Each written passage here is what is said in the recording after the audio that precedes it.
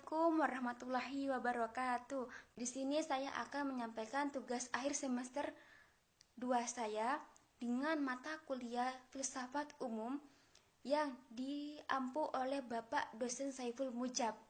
Berikut saya akan memaparkan tentang pemikiran Socrates itu sendiri. Ini saya akan menyampaikan bahwa pokok dari apa yang saya sampaikan adalah tentang pemikiran Socrates.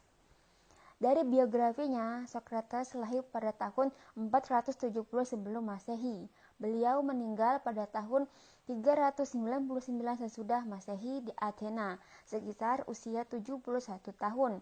Dia kebangsaan Yunani dan hidup di era filsafat kuno, mengikuti aliran Yunani klasik dan sangat mengutamakan epistemologi.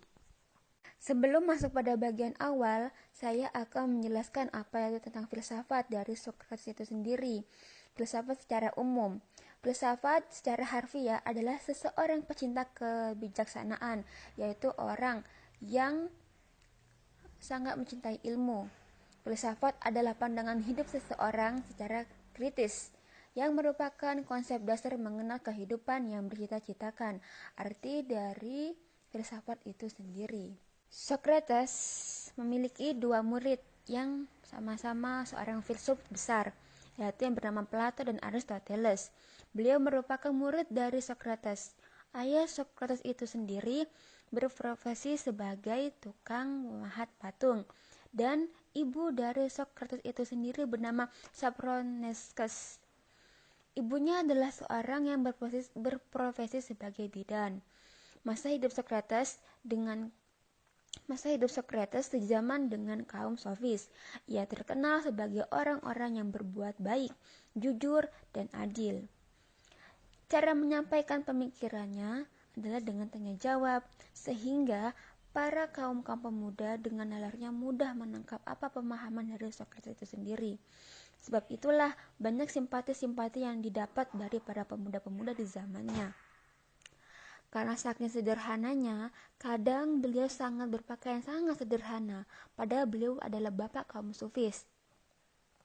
Ia tidak tampan, ia bahkan memakai tanpa alas kaki untuk mendatangi masyarakat-masyarakat ataupun komunis-komunis tempat dia berdiskusi. Dia melakukan ini pada awalnya didasari suatu motif, yaitu motif religius, untuk membenarkan suatu suara gaib yang didengar kawannya Oracle Delphi, yang mengatakan bahwa tidak ada orang yang lebih bijak darinya. Gagasan Socrates. Saat orang-orang begitu fokus pada pemahaman tentang gejala alam, astronomi, perbintangan, semua benda-benda luar angkasa, Socrates lebih suka memahami tentang gejala-gejala sosial, perilaku manusia, semua tentang manusia, dan sampai terjun ke dunia politik maupun kenegaraan. Saat para sofis begitu bangga dengan ilmu yang dimilikinya untuk menjual ilmu-ilmu pada setiap orang yang membutuhkan jasa-jasanya, beliau meminta upah kepada setiap muridnya, tapi tidak dengan Socrates itu sendiri. Ia secara garis besar menolak, semua dengan alasan tidak ada apa-apanya. Inilah yang membuat Socrates dijuluki seorang yang bijak dan di seluruh dunia. Pemikiran tentang adanya kebenaran umum. Karena Socrates berperilaku bahwa semua kebenaran itu bersifat relatif, berpikir induksi, lalu menyimpulkan pengarahan yang sifatnya umum dengan berpangkal dari banyaknya pengetahuan tentang hal-hal yang bersifat khusus. Kematian dari Socrates. Kisah penghukuman mati Socrates seperti yang diceritakan Plato dalam judul tulisannya Phaedo. Menurut kisahnya, Socrates merusak pemikiran pemuda-pemuda di Athena, dan juga ia dituduh untuk tidak menghormati para dewa, sehingga ia dijatuhi hukuman mati. Dengan cara ia meminum secangkir minuman yang beracun yang diduga berasal dari tumbuh-tumbuhan.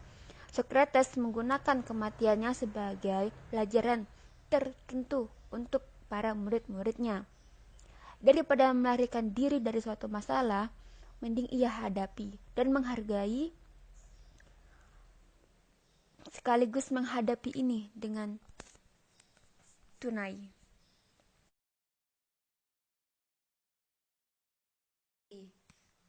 Itu saja yang dapat saya sampaikan. Kurang dan lebihnya saya mohon maaf yang sebesar-besarnya. Kurangnya datangnya dari saya dan lebihnya dari Tuhan Yang Maha Kuasa. Sekian dari ujian akhir semester saya tentang pemikiran Socrates yang saya pahami. Kurang lebihnya saya mohon maaf. Wabillahi taufiq wal hidayah. Wassalamualaikum warahmatullahi wabarakatuh.